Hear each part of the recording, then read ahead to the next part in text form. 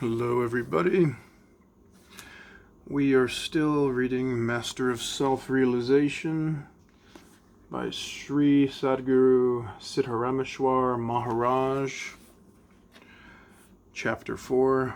We are beginning where we left off, just at the start of Chapter 4. Chapter 4. The Great Causal Body. I Am. Up to this point in the text, am I recording? Yes, I am. Okay, good.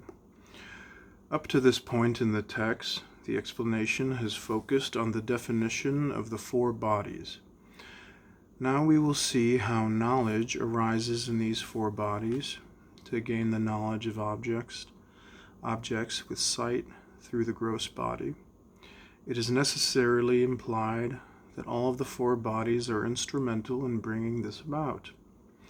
If we take into consideration a pair of eyes that are drawn in a picture, it is obvious to us that those eyes cannot see an object. In the same way, the physical eyes alone cannot see an object without the help of the subtle eye of the intellect. For example, we see a mango or have the knowledge that this is a mango. But what would happen if we were only to just see what the physical eyes alone see? Of course, the physical eye should also see the object as a mango. However, it does not happen like that. Behind the physical eye is the subtle eye of the intellect, whose help is sought to know the mango. However, even this combination of the physical eye and the subtle intellect is not sufficient. If these two do not have the support of the causal body, the intellect is dead. The causal body functions in various ways, like space, sky, the void, distance, etc. The intellect needs the background of space in order to function. So now there is the I, the intellect, and space in the form of the causal body. But if there is no witness in the form of the great causal body, consciousness, I am, to connect these there is no knowledge of anything. Thus, in order to get the knowledge of objects, it is necessary for all four of these bodies to be present. However, if we look progressively from one body to the next, it needs to be pointed out that in order to know the activity or changes in the subtle body, the physical body is not necessary. Additionally, the activity of changes that occur in the subtle body, such as attraction and repulsion, thirst and hunger, and pleasure and pain, can be known only with the aid of the causal and great causal bodies. However, looking in the other direction, in order for knowledge to arise in the causal body, the help of the gross and subtle bodies is not required. At this stage in the explanation, it must be made clear that knowledge on any level is always dependent upon the great causal body.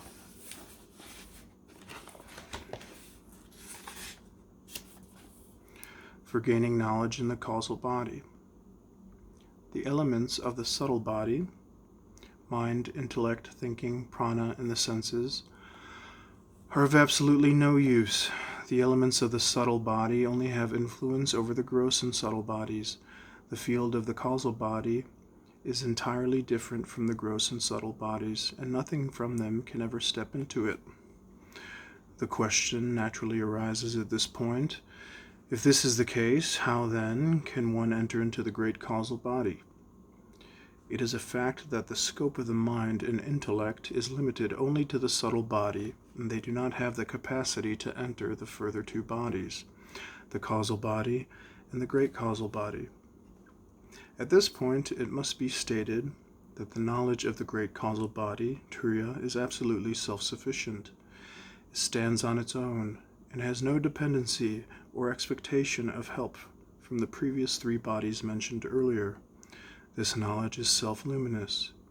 By way of analogy, even though the eye sees all objects, no object can see the eye. No one feels the need of the light of a lamp to see the sun. Similarly, nobody is capable of seeing this king of knowledge, which is the eye of the eye. EYE. This knowledge proves its own existence by its own luminosity. Even though the eye cannot see itself Anyone who has eyes never has doubts as to whether he has eyes or not. He can see because he has eyes. This type of certainty naturally abides in him. Similarly, one has knowledge of oneself while witnessing someone or something other than oneself. In order to see our eyes, we need a mirror in order to see the reflection of the eyes. That objective knowledge is only the reflected knowledge of the eyes. However, the knowledge of the great causal body proves its own existence by witnessing everything other than itself. For its proof of existence, no other evidence is required. This knowledge of the great causal body is all-pervading, and yet it is as if it were invisible from the ignorant being's point of view. Instead of seeing the knowledge of the great causal body, for him the gross body, which in proportion is like a poppy seed in the ocean, has become the biggest thing of all. The ways of this world are indeed perverse. It has become our habit that when looking at a smaller thing, that which is objective, we forget the bigger thing, that which is subjective. We abandon that which is self-proving and self-sufficient, and praise artificial things. It is like when words of praise are given to beautiful electric lights, yet we fail to give the same praise to the light of the sun, or when we look at the pictures painted on the wall and forget the wall itself. The process is such that even when we look at a wall, we forget the house itself, and when we discover objects in the light, we forget about the light. And when we are reading letters written on a piece of paper, we are not conscious of the paper at all. What actually happens in this process is that in spite of the fact that the pervading substance is infinitely bigger, when we pay attention to the pervaded object, we forget the pervading substance. The examples of gold and the ornaments, or earth and the wall, are commonly used to illustrate this point. The gross is pervaded by the subtle is pervaded by the causal, and the causal is pervaded by the great causal consciousness or knowledge. However, even with this being the case, the knowledge of the great causal body cannot be seen because everyone's attention is focused on the gross and that which is objective. When the narrow focus of this aspirant widens, becoming that which is all-pervading, then one will have the vision of truth, the infinite knowledge that covers and envelops the vastness of space. Although the knowledge that abides in the great causal body is the destroyer of the causal body ignorance, it cannot destroy the gross and subtle bodies. The ordinary and superficial objective knowledge that is gained through the gross and subtle bodies is not the destroyer of ignorance. Only the extraordinary, unique knowledge of the great causal body is the opponent of ignorance. Ignorance is actually sustained by ordinary objective knowledge. It is only after achieving that knowledge which is original that ignorance vanishes. However, at the same time, the functioning of the gross and subtle bodies does not stop. Just as the gross and subtle bodies' inherent activities function for an ignorant man, these activities also continue to function for the jnani after he's gained self-knowledge.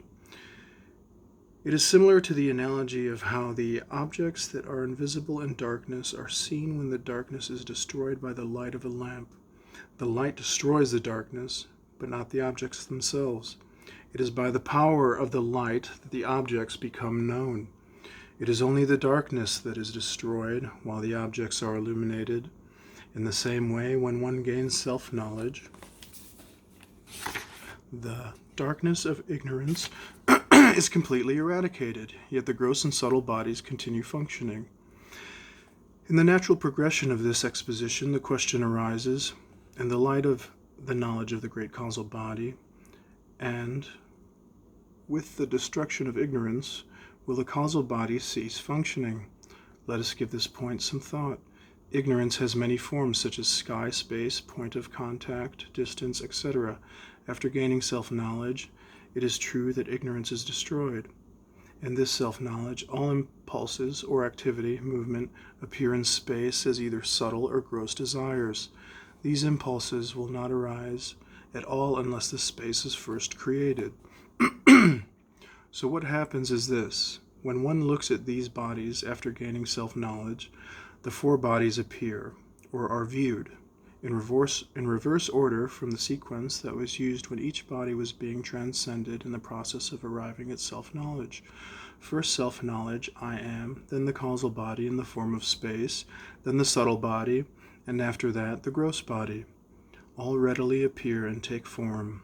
However, before the activities and functioning of the gross and subtle bodies become apparent, although the ignorance in the causal body has been destroyed, out of necessity the causal body establishes a step of space between the subtle body and the great causal body. Wow, so that's it for chapter 4. I'm like sweating over here, so I just worked out earlier. Chapter 5.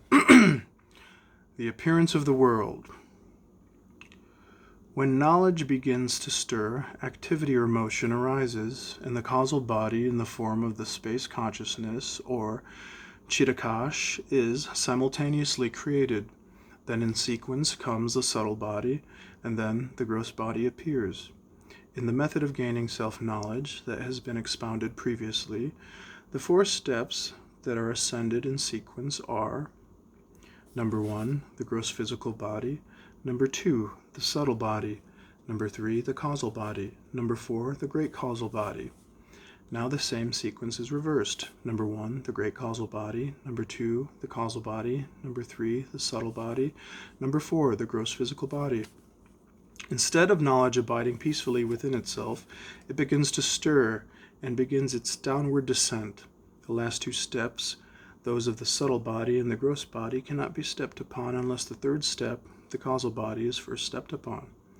Stepping down from this causal state, the last 2 steps, the subtle and the gross bodies arise, and it is on these steps alone that the appearance of the world is felt. Ultimately, what happens is this. The knowledge that contains the appearance of the world has not been able to completely destroy ignorance. Think about how light destroys darkness, thus giving us the knowledge of objects which were previously unknown because of the darkness. Similarly, the world appears only because the causal body has sustained it or preserved it in space. As long as the appearance of the world is felt by either the jnani, one who has realized I am, or an ignorant one, it must be understood that ignorance is still lurking in one form or another. The difference being that ignorance does not appear to a jnani in that particular form. The jnani experiences ignorance as knowledge. Unless knowledge dies, ignorance does not die. Knowledge and ignorance are Siamese twins born of illusion, Maya. They are both born and both die at the same time. If one is there, the other lives on, and when one dies, the other is no more. Since this is the truth, we will see how knowledge itself dies before the knowledge in the great causal body dies. The bodies that are below it must all die. These 4 bodies die in sequence. When looking at a dying man, we do nothing but look at him. We do not die with him. In the same way, we can calmly look within ourselves at how these 4 bodies die. One principle that can be easily noticed about death is that when growth stops, dissolution begins. The meaning of this statement is that whenever something stops growing, it starts disintegrating and follows the path of death. It is unnecessary to do any work for death. Destruction is inherent in growth. In birth, there is no death. In birth, there is death, and in death, there is birth. This is the tradition of birth and death. An object that is born dies its own death, even though there may apparently be some other reason. The root cause of death is nothing other than birth. These 4 bodies have come upon the pure nature, and they have to die.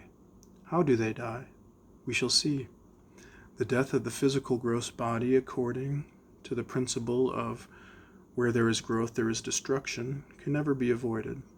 If not today, at least after 100 years, or some length of time, whatever it may be, The gross body grows until the age of 25 or so, and after that the body begins disintegrating and slowly walks along the highway of death, till one day it becomes a victim of death. As the gross body is only the physical form of the subtle body, it can be said that it has no separate independent existence. A tree in its gross form is nothing but the result of its seed, which is the subtle form. Both forms of this tree automatically die off. The subtle body is the seed of birth and death. This seed does not get destroyed as easily as a tree. Its growth is so enormous that if it is not sought out and destroyed by man's effort, it will keep on growing indefinitely.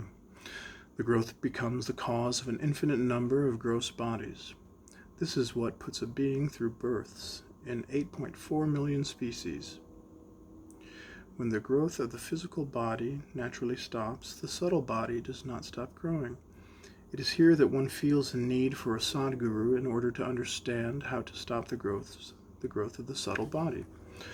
Arresting the growth of the subtle body of imagination and doubts means giving up dreams and desires. Desires, dreams, worries, imagination, etc. are the product of the mind. The task of breaking them can be done only with one's own mind. Whatever is created by the mind cannot be destroyed by the hand. And conversely, whatever is created by the hand cannot be destroyed by the mind.